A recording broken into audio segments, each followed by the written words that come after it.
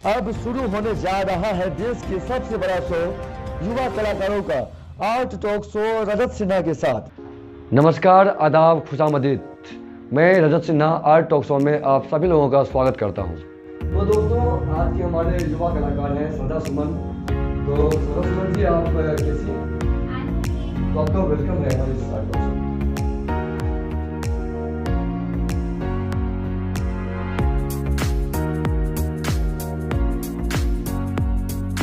Hello दोस्तों, एक बार फिर मैं आप सभी का स्वागत करता हूँ। जैसे कि मेरे सामने बैठ गई है श्रद्धा सुमन।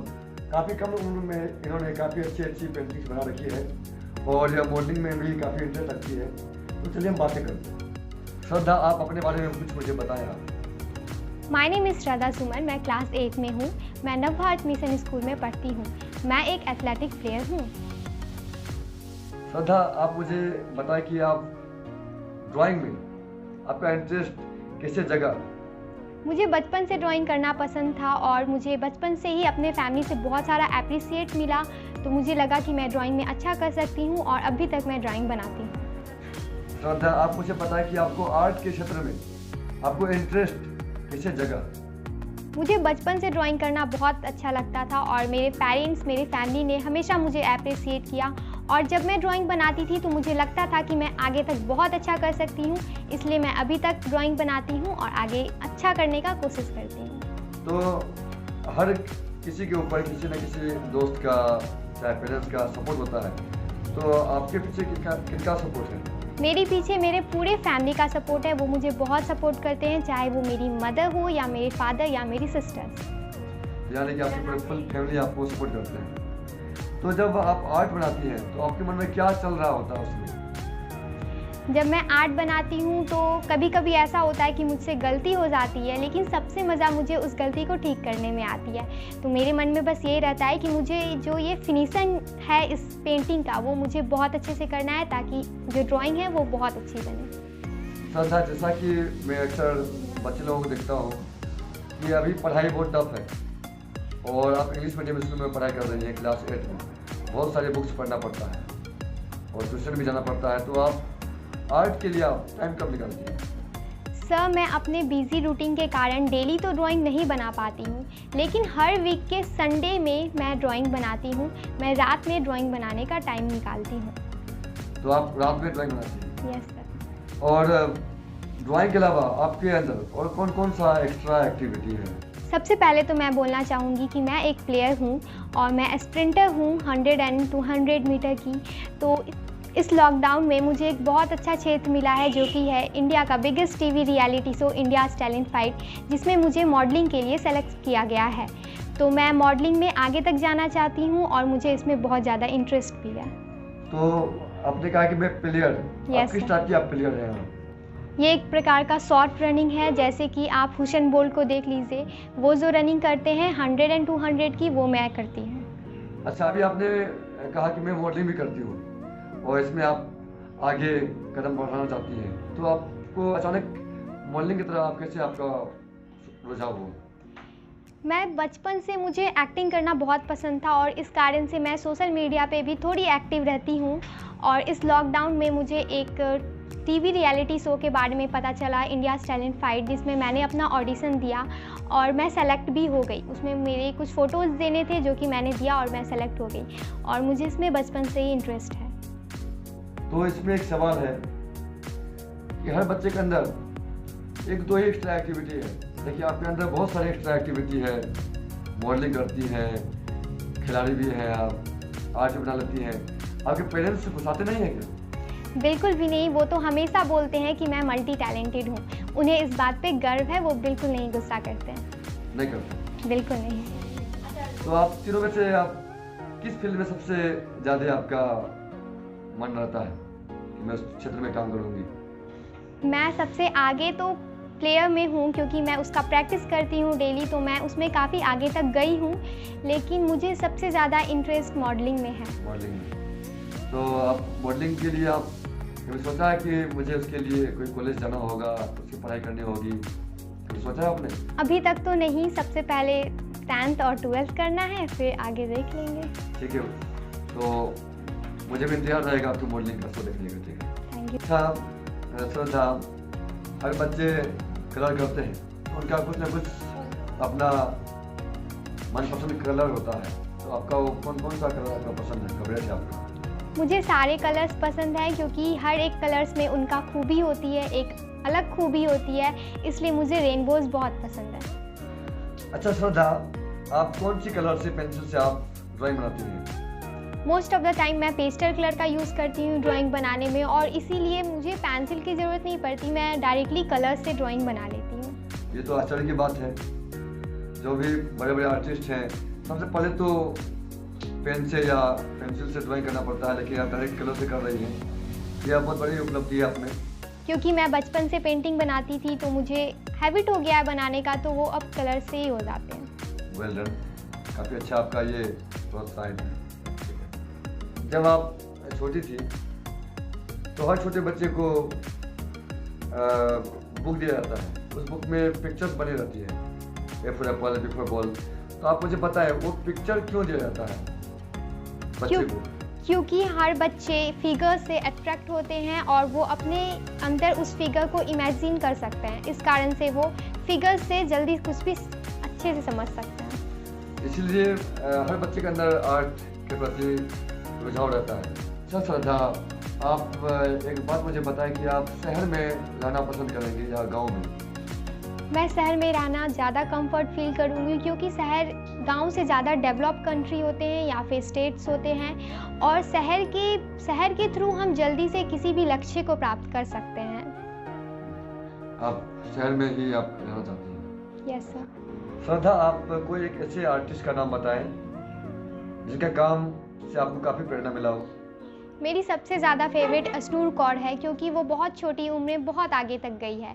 वो एक एक्टर है और मैंने देखा है कि वो अदर क्षेत्र में भी काफ़ी आगे है, जैसे कि पेंटिंग, वो बहुत खूबसूरत पेंटिंग्स बनाती है और वो अपने फ्री टाइम में पोएम भी लिखा करती है। तो आप उनकी फेवरेट रही हैं आप? Yes sir. अच्छा श्रद्धा, आप मुझे एक और सवाल बताएं कि फाइन आर्ट सीखने से क्या क्या बेनिफिट हैं और क्या क्या नुकसान भी हैं? इसमें बहुत सारे बेनिफिट्स हैं, जैसे कि हम जानते हैं कि हमें इंटरटेनमेंट की बहुत ज़्यादा ज़रूरत होती है। अगर हम इंटरटेन ही होंगे तभी हम पढ़ाई कर सकेंगे या कुछ और कर सकेंगे। तो अगर कोई आर्ट्स करते हैं या फिर कुछ अदर क्षेत्र में है पढ़ाई को छोड़ करके, तो उसमें फ़ायदे हैं, बेनिफिट्स हैं, मैं उसे गलत नहीं बोल सकती हूँ। कुछ नुकसान भी हैं, जैसे कि इस आर्ट से या फिर किसी अदर क्षेत्र में जाने से पढ़ाई से थोड़ा सा डिस्ट्रैक्शन होता है, लेकिन अगर कोई स्टूडेंट्स या फिर कोई युवा कलाकार ऐसे हैं जो इन दोनों को साथ में मैनेज करते हैं, तो उनके लिए ये काफ़ी अच्छा है। तो आपके कहने का मतलब है कि स्टूडेंट के लिए ये नुकसान भी है और फायदे भी है। नुकसान है कि वो पेंटिंग में काफ़ी समय लगता है, और जो बच्चे पढ़ाई करते हैं वो पेंटिंग बनाएंगे तो वो पढ़ाई नहीं कर पाएंगे, ये नुकसान है। थोड़े से डिस्ट्रैक्ट होंगे पढ़ाई से, लेकिन अगर वो मैनेज कर सकते हैं तो उनके लिए काफ़ी अच्छा है। बहुत अच्छा जवाब दिया आपने। ये जो नुकसान का जो बात मैंने आपसे पूछा, ये बेनिफिट जो जॉब कर रहे हैं, जो फ्री है, उसके लिए बहुत अच्छा है। जो फालतू समय में अपना, अगर उन्हें इंटरेस्ट है तो उनके लिए बहुत अच्छा है, बट अगर इंटरेस्ट ही नहीं है तो आई डोंट थिंक वो कर पाएंगे। कहते हैं कि फाइन आर्ट्स में काफ़ी मोटी रकम कमाया जा सकता है, तो क्या बताया आप मुझे इसके बारे में? सभी के अंदर काफ़ी सारे टैलेंट होते हैं, और आगे चल के कुछ समय ऐसा आता है जब हमारे एक्स्ट्रा टैलेंट जैसे कि आर्ट हुए या फिर कुछ अदर खूबियाँ जो होती है इंसान में, वो बहुत काम आती है। जैसे कि जो पेंटिंग करते हैं वो अपने पेंटिंग्स को बेच करके या फिर अपनी एक बिजनेस स्टार्ट करके अपने लाइफ में आगे बढ़ सकते हैं। तो आपका कहने का मतलब है क्या फाइन आर्ट जो सीखते हैं बंदे वो पेंटिंग को बेच सकते हैं? यस। और वो मार्केट में भी सारी ऐसी बिजनेस हैं जो कि सिर्फ पेंटिंग्स से चल रही हैं, तो हम आराम से पेंटिंग्स के अक्सर मैंने देखा है कि बहुत सारे आर्टिस्ट हैं वो एग्जीबिशन लगाते हैं। तो एग्जीबिशन जो लगाते हैं, क्या उस आर्टिस्ट को फायदे होते हैं? बहुत से पब्लिक आते हैं, वो देख के चले जाते हैं। उसका मेन उद्देश्य होता है कि पेंटिंग बेचना। क्या पब्लिक लोग खरीदते होंगे पेंटिंग वहाँ पे? हाँ, ज़रूर खरीदते होंगे। मैंने भी कुछ पेंटिंग्स खरीद रखा है, और मैं भी चाहती हूँ कि मेरी भी पेंटिंग आगे चल के कोई खरीदे, तो खरीदेंगे ज़रूर। तो ऐसा मतलब बेनिफिट है। Yes sir. अच्छा, मैंने अक्सर बच्चों को देखा है कि स्कूल लाइफ में वो पढ़ाई करते करते टीचर कुछ बोलते हैं तो वो गुस्सा जाते हैं, तो आखिर बच्चों को गुस्सा क्यों आता है? यूजुअली हम जानते हैं कि जब हमारा माइंड डिस्टर्ब होता है या कोई सा ट्रबल आता है तो उस इंसान को गुस्सा आता है। तो उस गुस्से को शांत करना बहुत ज़रूरी है और उस गुस्से को शांत हम कर सकते हैं योगा करके जो लाइफ का बहुत इम्पॉर्टेंट पार्ट होता है, और हम फिज़िकल्स करके भी उसको कम कर सकते हैं, या फिर वो चीज़ करके जिसमें हमें इंटरेस्ट है, जैसे कि कुछ आर्ट्स या फिर कुछ अलग क्षेत्र पर, हाँ, कुछ भी जिसमें मुझे इंटरेस्ट है, हमें इंटरेस्ट है। तो श्रद्धा जी कहना है कि जो बच्चे गुस्सा आता है उसके पेरेंट्स उस बच्चे को कोई ना कोई एक आर्ट से रिलेटेड, चाहे म्यूजिक हो, संगीत हो, चाहे योग करवाएं, तो उस बच्चे को कभी भी गुस्सा नहीं आएगा और बचपन में उसी गुस्से को कंट्रोल करनी चाहिए, तो आगे चल करके वो एक बड़ा भयंकर नुकसान हो सकता है। आपके शहर में, पुणे जिले में, आप कुछ ऐसे आर्ट इंस्टीट्यूट का नाम बताएं जो काफ़ी फेमस हो। वैसे तो पूर्णिया में काफ़ी सारे इंस्टीट्यूट हैं, लेकिन art talk show, fine art gallery जिसमें मैंने काम किया है, तो वो बहुत ही अच्छा एक जरिया है बच्चे को आगे लेके जाने का। और मैं जानती हूँ कि स्वरंगना एक इंस्टीट्यूट है जो सिंगिंग को और काफ़ी सारे टैलेंट को आगे लेके जाती है। तो सिंगिंग का भी यहाँ पे इंस्टीट्यूट है। yes. मैंने अक्सर सुना भी है और देखा भी है कि पहले फाइन आर्ट का क्रेज उतना नहीं था, लेकिन अभी जो है फाइन आर्ट का क्रेज बहुत तेज़ी से बढ़ता जा रहा है। इसका क्या रीज़न है, आप बताइए। इसका कारण है न्यू जनरेशन और मॉडर्न इंडिया। जो पेरेंट्स हैं, जो फैमिली हैं, वो अपने बच्चे को आगे बढ़ने के लिए सपोर्ट कर रहे हैं, उनके टैलेंट को वो आगे बढ़ने के लिए सपोर्ट कर रहे हैं, और ये सब न्यू मॉडर्न इंडिया है। और इसका मैं थोड़ा सा बोलूँगी कि ये डिजिटल इंडिया के कारण भी हुआ है। Digital, yes sir. अच्छा श्रद्धा, आप मुझे कोई एक ऐसे आर्टिस्ट का नाम बताएं जो पुणे ज़िले में बिलोंग करते हैं और उनसे आपने काफ़ी हद तक सीखा हो। अभी तक तो मैंने किसी भी इंस्टीट्यूट में ड्राइंग का क्लास नहीं किया है, इस वजह से मेरी जो स्कूल ड्राइंग टीचर है Neetu miss and Rashmi miss, वो ड्राइंग मुझे सिखाती थी और वो काफ़ी अच्छा करती है, और उनकी वजह से मैं अभी इतनी अच्छी ड्राइंग बना सकती हूँ। तो आपकी फेवरेट नीतू मैम रही है? Yes sir. और आप मुझे बताएं कि आप इस आर्ट टॉक शो में आप क्यों आई हैं? मैं इस आर्ट टॉक शो में आई हूँ अपना कॉन्फिडेंस लेवल बढ़ाने के लिए और थोड़ी मोड़ी बातचीत करने के लिए, जिससे मुझे कॉन्फिडेंस मिले और मुझे यहाँ पे ढेर सारे आर्टिस्ट को भी देखने का मौका मिलेगा और मैं उनसे कुछ सीख पाऊँगी, उनसे कुछ जान पाऊँगी, जो कि अच्छा है, बेनिफिट्स है मेरे लिए। Very good. तो श्रद्धा जी, आप जाते जाते आप मुझे बताएं आपको इस आर्ट टॉक शो में आकर कैसा लगा? मुझे इस आर्ट टॉक शो में आके बहुत अच्छा लगा और मैं दूसरे यंग आर्टिस्ट को भी बोलना चाहूँगी कि वो एक बार ज़रूर आर्ट टॉक शो में आए और अपने सपनों को उड़ान भरे। और आप मुझे बताएं कि आप युवा स्टूडेंट जो आपके फ्रेंड्स है उसके लिए आप क्या मैसेज छोड़ना चाहेंगे? आप मैं कहना चाहूँगी कि हर एक स्टूडेंट्स में टैलेंट्स होते हैं और पढ़ाई के साथ साथ हमें उस टैलेंट को भी निखारना चाहिए और पढ़ाई के साथ ही साथ हमें उस टैलेंट को भी आगे लेकर जाना चाहिए, क्योंकि कभी कभी टैलेंट बहुत काम आते हैं। जैसा कि अभी आपने देखा, एक युवा कलाकार सरना सुमन से काफ़ी सारी बातचीत हुई और इंतजार रहेगा फिर नए युवा आर्टिस्ट का।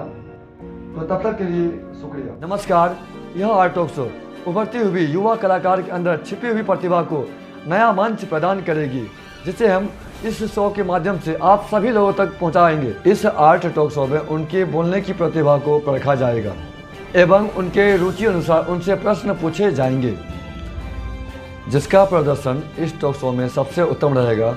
उन विजेताओं को हमारे संस्थान की ओर से 5,000 रुपये का चेक पुरस्कार स्वरूप प्रदान किया जाएगा। दूसरे स्थान पर रहने वाले प्रतिभागी को 3,000 एवं तीसरे स्थान पर रहने वाले प्रतिभागी को 1,500 रुपये का चेक दिया जाएगा। अगर आप में भी है जज्बा और हुनर, यदि आपको लगता है कि आप हमारे सवालों का जवाब दे सकते हैं, तो आपका स्वागत है इस टॉक शो में।